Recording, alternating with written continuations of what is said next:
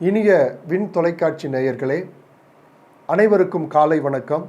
மார்கழி மாதம் 20வது நாள், ஸ்ரீ ஆண்டாள் அருளிய திருப்பாவையினுடைய 20வது பாசுரம். 33 அமரர்க்கு முன் சென்று கப்பம் தவிர்க்கும் கலியே துயிலெழாய், செப்பமுடையாய் திரளுடையாய் செற்றார்க்கு வெப்பம் கொடுக்கும் விமலா துயிலெழாய், செப்பு அன்ன மென்முலை செவ்வாய் சிறுமருங்களும் நப்பினை நங்காய் திருவே துயிலெழாய், ஊக்கமும் தட்டொழியும் தந்து உன் மணாளனை இப்போதே எம்மை நீர் ஆட்டிலோர் எம்பாவாய். 33 அமரர்க்கு முன் சென்று, 33 தேவர்கள் இருக்கிறார்கள். அந்த தேவர்களுக்கெல்லாம் துயரங்கள் வருவதற்கு முன்னாலேயே சென்று அவர்களுடைய பயங்களை போக்கக்கூடிய கலியே, கலியே என்றால் இறைவனே துயிலெழாய். ஆயர்குல பெண்கள் கண்ணன் எம்பெருமானை திருப்பள்ளி எழுச்சி பாடுகிறார்கள். நந்தகோபருடைய திருமாளிகைக்கு எதிரே நின்று பாடுகிறார்கள். அப்படி பாடுகின்ற போது கண்ணன் எம்பெருமானுடைய பெருமைகளை அவர்கள் இப்படி கூறுகிறார்கள்.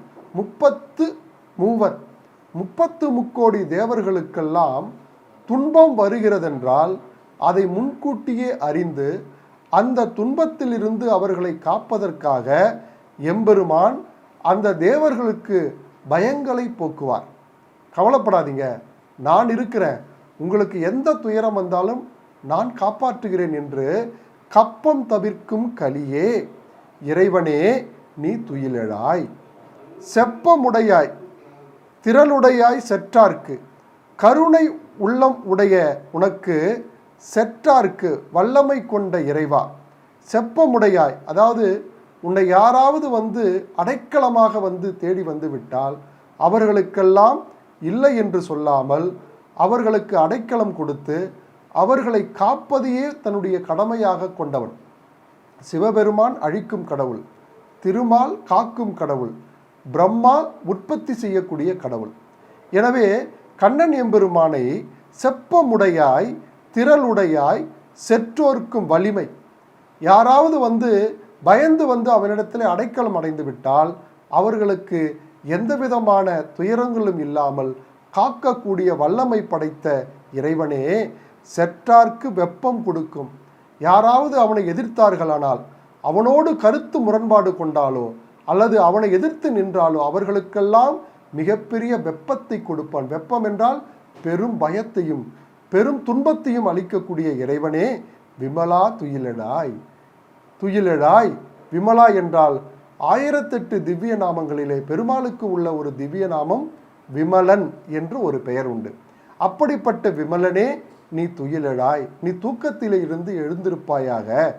செப்பன்ன மென்முலை செவ்வாய் சிறு மருங்குளும் நப்பினை நங்காய் திருவே துயிலெழாய், அழகிய திருமேனியை உடைய நப்பினை பிராட்டியே நீயும் இறைவனோடு துயிலெழுவாயாக.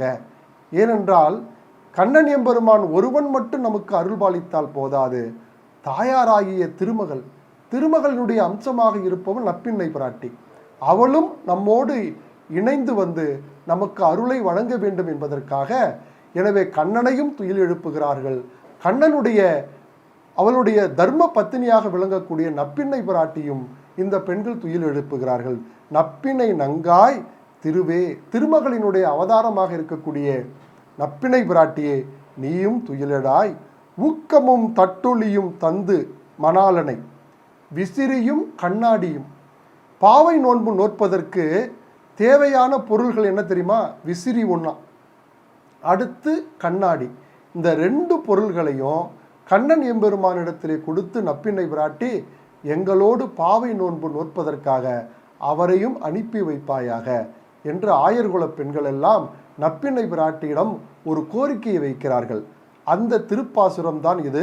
33 அமரர்க்கு முன் சென்று கப்பம் தவிர்க்கும் கலியே துயிலெழாய், செப்பமுடையாய் திரளுடையாய் செற்றார்க்கு வெப்பம் கொடுக்கும் விமலா துயிலெழாய், செப்பு அன்ன மென்முலை செவ்வாய் சிறுமருங்குளும் நப்பினை நங்காய் திருவே துயிலெழாய், ஊக்கமும் தட்டொழியும் தந்து உன் மணாளனை இப்போதே எம்மை நீராட்டிலோர் எம்பாவாய். எங்களோடு அவரும் யமுனை நதிக்கரையிலே நீராடி எங்களோடு அவரும் பாவை நோன்பு நோற்க வேண்டும். எனவே விசிறியும் கண்ணாடியும் கொடுத்து நப்பிண்ணை பிராட்டியே, கண்ணன் எம்பெருமானை எங்களோடு நீ அனுப்பி வைப்பாயாக என்று பாடுகிறது இந்த பாசுரம். ஆண்டாள் திருவடிகளே சரணம். அடியேன் சரணம். நாளை சந்திப்போம்.